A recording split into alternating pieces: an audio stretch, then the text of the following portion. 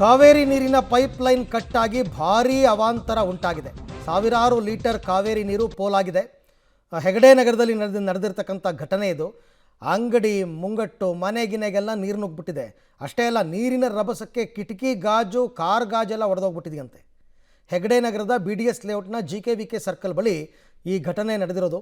ಕಾವೇರಿ ನೀರಿನ ಪೈಪ್ಲೈನ್ ಕಟ್ಟಾಗಿ ಏನು ತೀರಾ ಕಿಟಕಿ ಗಾಜೆಲ್ಲ ಒಡೆಯೋ ಫೋರ್ಸ್ ಇತ್ತಾ ಅಂತ ಬಹಳ ಆಶ್ಚರ್ಯ ಆಗ್ತಾ ಇದೆ. ದೃಶ್ಯದಲ್ಲಿ ತಾವೀಗ ಗಮನಿಸ್ತಾ ಇದ್ದೀರಾ. ಸುಮಾರು ಒಂದು 3-4 ಗಂಟೆ ಈ ಥರ ನೀರು ಹರಿತಂತೆ. ಆಮೇಲೆ ಈಗೇನೋ ಸರಿ ಮಾಡಿದ್ದಾರೆ ಅಂತ ಅನಿಸುತ್ತೆ ಮೋಸ್ಟ್ಲಿ. ಕಾವೇರಿ ನೀರಿನ ಪೈಪು ಒಡೆದು ಈ ಥರ ದುರಂತ. ರೋಡ್ ಕೆಳಗಡೆ ಪೈಪ್ ಹಾಕಿರ್ತಾರೆ, ರೋಡಿಗೆ ಸರಿಯಾಗಿ ಟಾರ್ ಹಾಕಿರಲ್ಲ, ಅದಕ್ಕೆ ಹೀಗಾಗಿದೆ. ಈ ಬಗ್ಗೆ ಮತ್ತಷ್ಟು ಮಾಹಿತಿ ನನ್ನ ಕೊಲೀಗ್ ಪ್ರಕಾಶ್ ಅವರಿಂದ ಪಡೆಯೋಣ. ಪ್ರಕಾಶ್, ಈಗೇನೋ ಎಲ್ಲ ಸರಿ ಮಾಡಿದ್ರ, ಏನೇನು ಅನಾಹುತ ಆಗಿದೆ ಇದರಿಂದ ಅಂತ?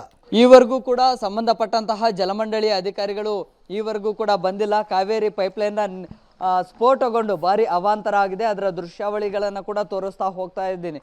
ಗಮನಿಸ್ತಾ ಇದ್ರಿ, ಈ ಒಂದು ಭಾಗದಲ್ಲಿ 110 ಹಳ್ಳಿಗಳಿಗೆ ಕಾವೇರಿ ನೀರಿನ ಪೂರೈಕೆಗೆ ಅಂತೇಳಿ ಒಂದು ಯೋಜನೆ ಅಡಿಯಲ್ಲಿ ಈಗ ಟೆಸ್ಟಿಂಗಿಗೆ ಅಂತೇಳಿ ನೀರಿನ ಸಂಪರ್ಕವನ್ನು ಬಿಟ್ಟಿದ್ರು. ಆದರೆ ಅದು ಯಾವ ಮನೆಗಳಿಗೂ ಕೂಡ ಇನ್ನೂ ಹೋಗ್ತಾ ಇರಲಿಲ್ಲ. ಆದರೆ ನೀರಿನ ರಭಸ ಹೆಚ್ಚಾಗಿ, ಅದರ ಪರಿಣಾಮ ಹೆಚ್ಚಾಗಿ ನಿನ್ನೆ ಮಧ್ಯರಾತ್ರಿ ಈ ಒಂದು ಪೈಪ್ಲೈನ್ ಸ್ಫೋಟ ಆಗಿದೆ. ಸ್ಫೋಟ ಆಗಿ ನೀರು ಗಗನಕ್ಕೆ ಚಿಮ್ಮಿದೆ. ಅಷ್ಟರ ಮಟ್ಟಿಗೆ ಫೋರ್ಸೇಬಲ್ ಆಗಿ ನೀರು ಚಿಮ್ಮಿದೆ. ಪರಿಣಾಮ ಆ ಒಂದು ರಸ್ತೆಯ ಜಲ್ಲಿಕಲ್ಲಿಗಳು, ಡಾಂಬರ್ ಅದೆಲ್ಲವೂ ಕೂಡ ಸಿಡ್ದಿದೆ. ಆ ಪಕ್ಕದಲ್ಲಿರುವಂತಹ ಒಂದು NGO ಬಿಲ್ಡಿಂಗ್ ಇದೆ, ಜೊತೆಗೆ ಕೆಳಭಾಗದಲ್ಲಿರುವಂತಹ ಕಾರಿಗೂ ಕೂಡ ಆ ಡಾಂಬರ್ನ ಜೊತೆಗೆ ಜಲ್ಲಿಕಲ್ಲಿಗಳು ಕೂಡ ಕಿತ್ಕೊಂಡು ಬಂದಿದೆ, ಸಿಡ್ದಿದೆ.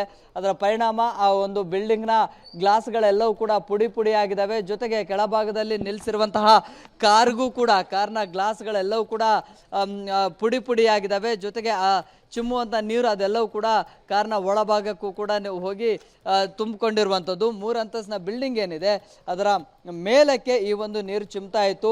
ಜೊತೆಗೆ ಇಲ್ಲಿದ್ದಂಥವರು ಕೂಡ ಆತಂಕಕ್ಕೆ ಒಳಗಾಗಿದ್ರು.